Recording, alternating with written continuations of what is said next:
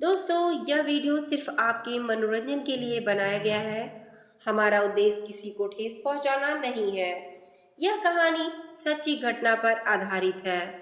नमस्कार दोस्तों, welcome to my channel. दोस्तों, ये कहानी है सितारों से जगमग शहर मुंबई की। मुंबई महाराष्ट्र की राजधानी है। ये कहानी भी महाराष्ट्र शहर की है। तो चलिए दोस्तों, कहानी शुरू करते हैं। महाराष्ट्र में एक ग्राफिक डिजाइनर ने अपनी प्रेमिका की हत्या कर दी और फिर अपनी पत्नी की मदद से सबको ठिकाने लगा दिया। किसी को शक ना हो इसलिए उसने अपनी बेटी को भी साथ रखा। महाराष्ट्र पुलिस ने अपनी प्रेमिका के मर्डर के आरोप में एक ग्राफिक डिजाइनर को गिरफ्तार किया है। पुलिस ने इस सनसनीखेज मर्डर केस का खुलासा करते हुए कहा है कि इस केस में आरोपी का साथ उसकी पत्नी ने भी दिया है। पुलिस ने बताया कि आरोपी मनोहर शुक्ला ने बीते 9 अगस्त को अपनी 28 वर्षीय प्रेमिका को कथित तौर पर उसके घर पर ही पानी की बाल्टी में डुबो कर मार डाला और पत्नी की मदद से लाश को ठिकाने लगाया। पुलिस के मुताबिक आरोपी की पत्नी ने शव को सूटकेस में भरने में उसकी मदद की और फिर उसके साथ स्कूटर पर 150 किलोमीटर की यात्रा भी तय की। शव को गुजरात के वॉलसॉड में एक नाले के पास फेंक दिया गया।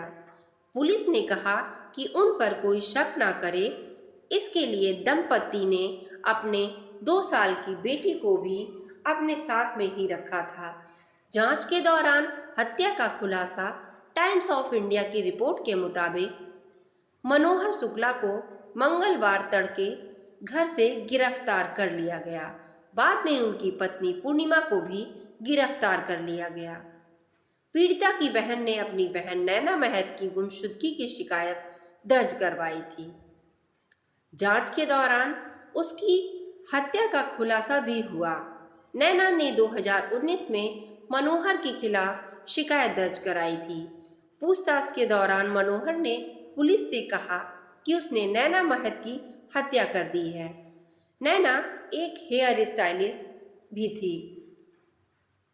उसने इन शिकायतों को वापस लेने से इनकार कर दिया था, जिसके चलते मनोहर ने उसकी हत्या कर दी। बता दें कि अगस्त 2019 में नैना ने वले पुलिस स्टेशन में मनोहर के खिलाफ बलात्कार और हमले का मामला भी दर्ज कराया। इसके कुछ दिनों बाद उसने विरार पुलिस स्टेशन में भी शुक्ला परिवार के खिलाफ मारपीट का मामला दर्ज कराया। शादी के बाद भी दोनों में अफेयर जारी रहा। बताया जाता है कि नैना और वह 2013 में मिले थे। नैना उसके पड़ोस में रहती थी।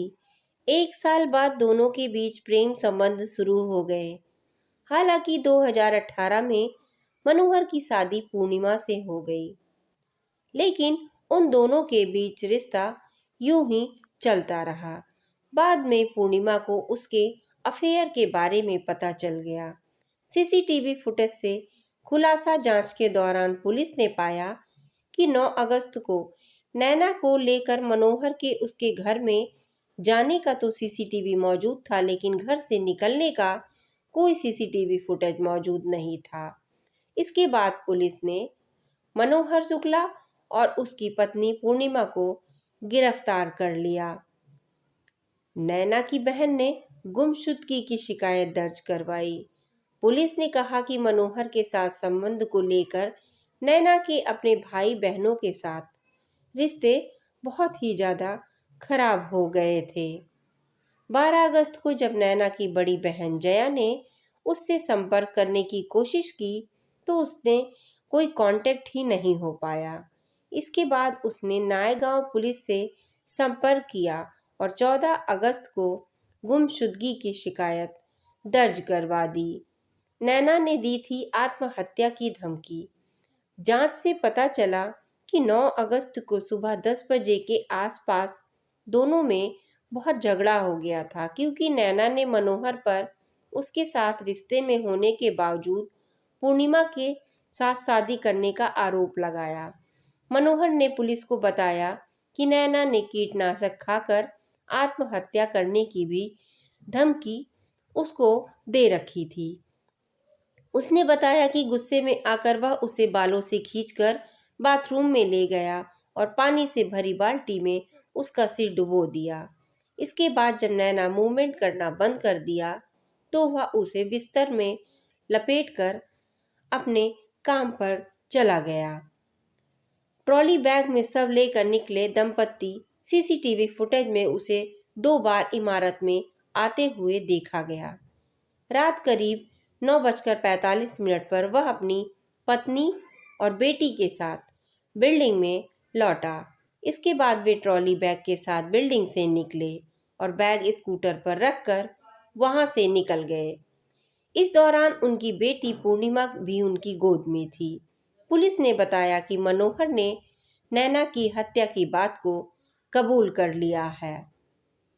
पुलिस ने कहा है कि वह इस बात की जांच कर रही है कि क्या यह एक सुनियोजित हत्या थी और क्या पूर्णिमा इसमें शामिल थी। दोस्तों, ये कहानी आपको कैसी लगी? कमेंट में अपनी राय जरूर शेयर करें। अगर स्टोरी पसंद आए तो चैनल को लाइक, शेयर और सब्सक्राइब जरूर करें। धन्यवाद।